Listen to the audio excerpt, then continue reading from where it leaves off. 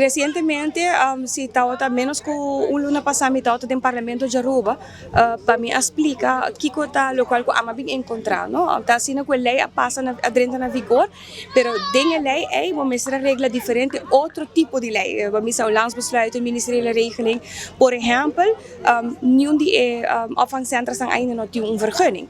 Então, se minister wordt regla, dus eigenlijk een minister encargado, o minister crea, ding lo qual que lei estipula tudo arreglo nan aqui para começar o processo. Tudo isso aqui não sabia encontrar com não acordo assim, então aqui na junto com a direção wetgeving, nós está bezig para botar estipular e orinan. Aqui que o processo de vergunning, aqui que o também requerir, aqui que a exigência nan.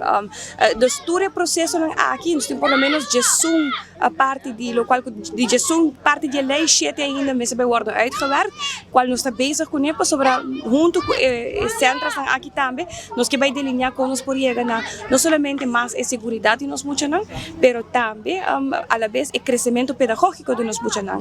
Dus nós temos uma forma onde nós está invertir com e mucha que também opvang na final de dia está clapa dentro kleuter e por seguir cresce pedagogicamente mas dentro bisa ding educacionalmente.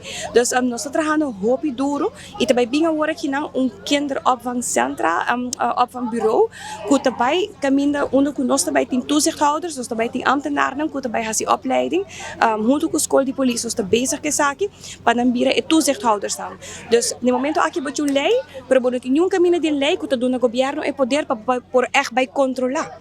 Anterior, bota aqui da mesmo caminho, para se controlar mesmo, bom por assim nada toch. Que nós está bezig agora aqui na cultura e trajeto aqui, esperando que o den luna na belindeiro nos porquê da lá para nós por começar a executar devidamente. A lei passa na 2017, me está considerar como país, como governo, a tarda muito hope para pôr tudo coisa em place para isso aqui por funcionar devido e me está sendo meu máximo esforço para isso aqui no momento aqui.